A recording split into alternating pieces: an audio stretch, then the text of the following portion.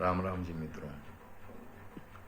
श्री राम जय जय राम, श्री राम जय जय राम। अब हम भगवद गीता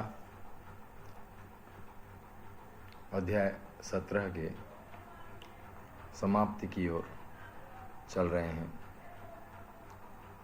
जहाँ भगवान श्री कृष्ण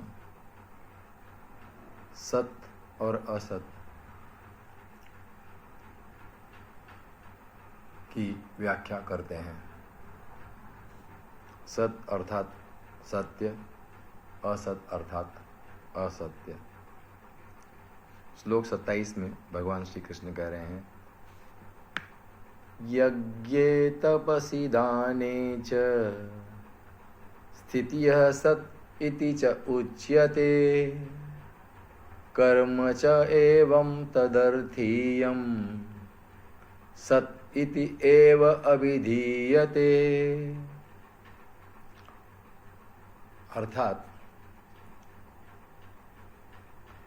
यज्ञ, तप और दान में जो स्थित है वह भी सत इस प्रकार कही जाती है, और उस परमात्मा के लिए किया हुआ कर्म निश्चय पूर्वक सत ऐसे कहा जाता है। अर्थात अध्यात्म की दिशा में उठाया गया कदम, परमात्मा की प्यास में उठाया गया कदम, वह सत कहा जाता है। वह ईश्वर का सत्य स्वरूप है। अगले श्लोक में भगवान श्री कृष्ण असत के बारे में बता रहे हैं, वो भी सुनिए।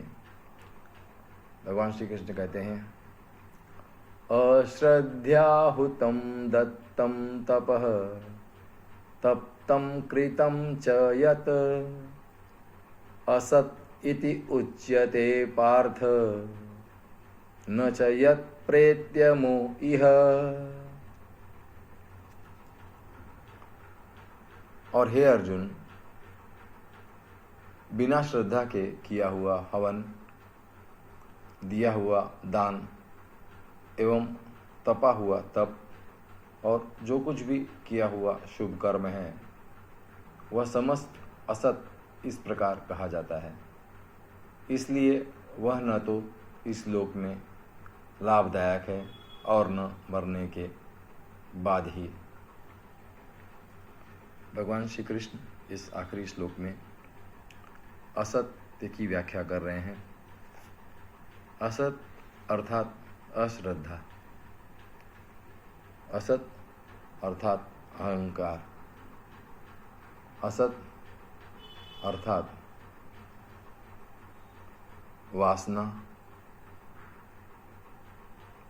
और अहंकार लालसा वासना के साथ किया हुआ हवन, बिना श्रद्धा के किया हुआ हवन, दिया हुआ दान और तप भी जो बिना श्रद्धा के किया जाता है, वह समस्त कर्म असत कहा जाता है। असत अर्थात असत्य।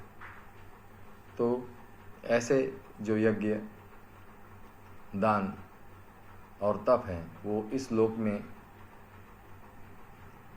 भी लाभदायक नहीं है और न ही देह के गिरने के बाद भी लाभदायक हैं। इसलिए भगवान श्री कृष्ण का जो आग्रह है वह ईश्वर के 3 स्वरूप अर्थात सत, चित और आनंद की तरफ है। अब इतना ही। हरे